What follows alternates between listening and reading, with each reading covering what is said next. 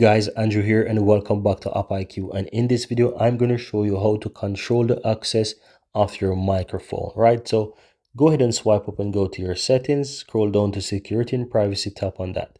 If you scroll all the way down, guys, you'll be able to first see all the applications that are currently using your microphone. So if you click on permission manager, you'll be able to scroll down and find your microphone, and you can see those different applications that are currently using your microphone and which one have access as well, right?